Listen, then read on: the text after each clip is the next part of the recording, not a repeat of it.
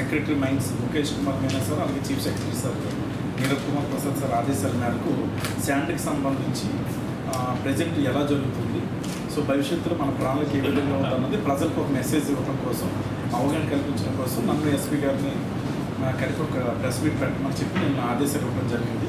So దాని ప్రకారం మనం ఈరోజు శాండ్ గురించి కొన్ని విషయాలు మన కడప జిల్లాలో ప్రజెంట్ ఏ విధంగా జరుగుతుంది, సో భవిష్యత్తులో శాండ్ సప్లైకి సంబంధించి ఎన్ఫోర్స్మెంట్కి సంబంధించి ఏ విధంగా ప్లాన్ చేసామన్నది మీకు చెప్తాము.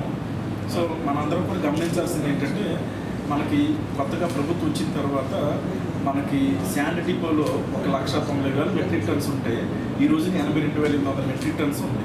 అంటే సుమారు 1,00,000 టన్నుల వరకు కూడా 1,07,000 టన్నుల వరకు కూడా మనం ఇక్కడ కడప జిల్లా ప్రజలందరూ కూడా వినియోగించుకోవడం జరిగింది.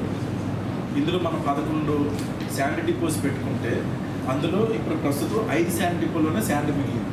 అంటే 6 శాండ్ డిపోల్లో పూర్తిగా శాండ్ అన్నది ఎగ్జాస్ట్ అవ్వడం జరిగింది.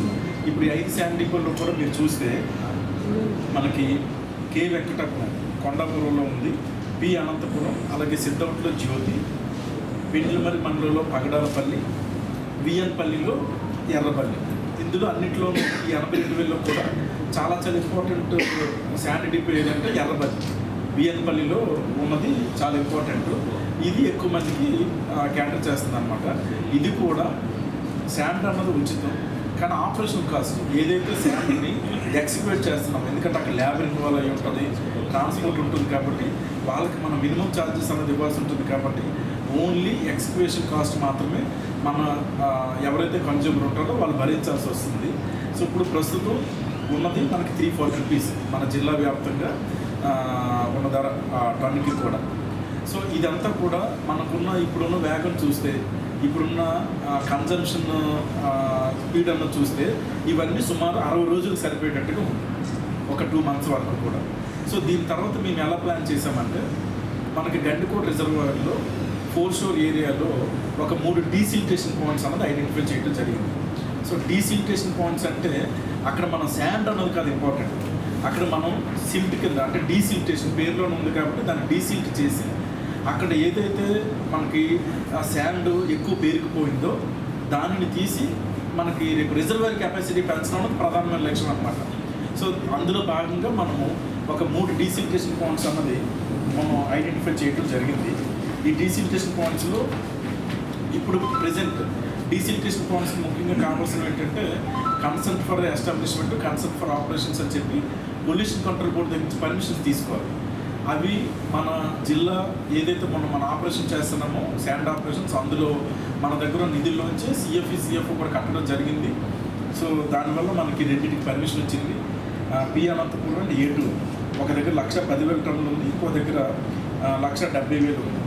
సో సుమారు 2,80,000 మెట్రిక్ టన్స్ ఆఫ్ శాండ్ రేపు మనకి కొండాపురం మండలంలో ఉన్న గడ్డికోట ఏరియా నుంచి మనకి ఈ 2 ప్రాంతాలకు కూడా అందుబాటులోకి రాబోతుంది. అయితే దీనికి చేయాల్సిన మనం 375 కేసెస్ రిజిస్టర్ చేయడం. సో ఎవ్రీ ఇయర్ మీరు చూసినట్టయితే ఓవరాల్ ఒక ఇయర్లో ఓవరాల్గా అరౌండ్ 500 కేసెస్ 600 కేసెస్ ఉంటాయి. అట్లాగే జస్ట్ 2 మంత్స్లోనే మనం 376 కేసెస్ రిజిస్టర్ చేయడం, అట్లాగే 98% వాళ్ళని అరెస్ట్ చేయడం. దెన్ దాదాపు 38 lakhs కాంపెన్సేషన్ వాళ్ళతో పెనాల్టీ పే చేయించడం జరిగింది. ఇది ఎప్పుడు కూడా ఇంత హ్యూజ్ అమౌంట్ పెనాల్టీగా ఎప్పుడు ఇంపోజ్ చేసింది లేదు. సో ఆ విధంగా మనం ఐడెంటిఫై చేసుకొని చేస్తాం. కొన్ని రీచెస్లో కొన్ని ప్లేసెస్లో ఎక్కడికైతే పోలీసు వెళ్ళలేదు, కొంత మనం ఎన్ఫోర్స్మెంట్ చేసినా కూడా ఇంకా జరుగుతుందన్న కంప్లైంట్స్ వస్తున్నాయో అక్కడ మనం ట్రెంచెస్ కూడా తీయించడం జరిగింది. సో కంప్లీట్గా గుంతలు కొట్టించేసి అసలు ఇంకా అటువైపు వెహికల్స్ పోకుండా ఉండే విధంగా కూడా మనం చర్యలు తీసుకున్నాము. అట్లా దరిదాపు మనకు ఒక 10 ప్లేసెస్లో ఇట్లా మనం ట్రెంచెస్ కూడా కొట్టడం జరిగింది. ఫర్ ఎగ్జాంపుల్ వాటర్గొట్టి ఆఫ్ కడప, తర్వాత కొత్తపేట, మాచినూరు, పూలపల్లి, తర్వాత దరిచిపల్లి, ఏటూరు, రామాపురం, ఇట్లా పలు ప్రదేశాల్లో కూడా మనం ట్రెంచెస్ కొట్టేసి అటువైపు వెహికల్ మూవ్మెంట్ లేకుండా కూడా చేయడం జరిగింది. సో ఈ విధంగా చేయడం వల్ల చాలా వరకు మనకు ఇప్పుడు ఇల్లీగల్ ట్రాన్స్పోర్టేషన్ గురించి కంప్లైంట్స్ చాలా తగ్గాయి. ఇన్ఫ్యాక్ట్ ఫస్ట్లో వచ్చినప్పుడు బాగా ఫ్రీక్వెంట్ కంప్లైంట్స్ వచ్చాయి, కానీ ఇప్పుడు రాను మనం తీసుకున్నటువంటి చర్యల వల్ల కొంచెం తగ్గుతూ వస్తుంది. And at the same time sir చెప్పినట్టు ఈ ఇది కంప్లీట్గా మనం అరికట్టగలిగే విషయం కాదు. దీనికి కాన్స్టెంట్గా మనం ఎన్ఫోర్స్మెంట్ చేస్తూనే ఉండాలి. అది కంటిన్యూస్గా చేస్తూ ఉంటే కానీ మనం దీన్ని కంట్రోల్లో పెట్టడం కష్టమైంది. కాబట్టి మనం ఏం చేసామంటే SCB and law and order police దీనికి సంబంధించి ఒక ప్రాపర్ ఎన్ఫోర్స్మెంట్ ప్లాన్ చేస్తున్నాం. దాంట్లో ఏమంటే ఈ స్టాఫ్ తోటి రూట్ వాచెస్ అని, అంటే ఏ రూట్స్లో అయితే మనకు ఎక్కువ ఇల్లీగల్ శాండ్ ట్రాన్స్పోర్టేషన్ అవుతుంది ఆ రూట్స్లో నైట్ టైమ్స్ వాచ్ పెట్టుకునేటట్టు ఒక కాంపనెంట్. అట్లాగే కొన్ని చోట్ల శాండ్ పికెట్స్, అంటే పర్మనెంట్గా అక్కడే పికెట్ ఉండి ఎవరు వస్తున్నారు చేస్తారు రాకుండా ఉండే విధంగా చేయడము. తర్వాత అట్లాగే మొబైల్ పార్టీస్ కూడా పెట్టుకోవడం జరిగింది. దాదాపు ఇవి కూడా ఒక 5 మొబైల్ పార్టీస్ ఉన్నాయి. ప్రొద్దుటూరులో ఒక 3 పార్టీస్, జమ్మన్మడుగు, ఎర్రగొట్టులో ఒక 2 పార్టీస్, అట్లా mobile parties, night watch teams.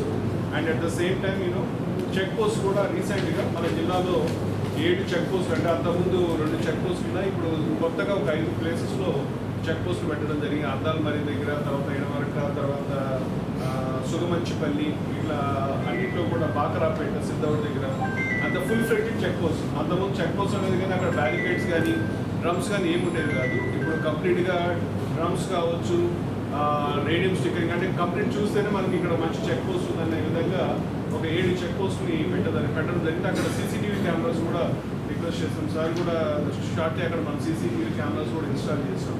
So ఈ విధంగా మనం చెక్ పోస్ట్ ఎరెక్ట్ చేయడం అయితే కానీ, రూట్ వాచెస్ పెట్టడము, నైట్ ప్యాట్రోలింగ్ టీమ్స్ పెట్టడము, యాజ్ అండ్ వెన్ ఇన్ఫర్మేషన్ వస్తే ఇమీడియట్గా రెస్పాండ్ అయ్యి ఎన్ఫోర్స్మెంట్ చేసే విధంగా వాళ్ళు పట్టుకొచ్చే విధంగా చేయడము. సో ఈ వాట్ ఎవర్ ఈ యాక్షన్ ప్లాన్ ఏదైతే ఉందో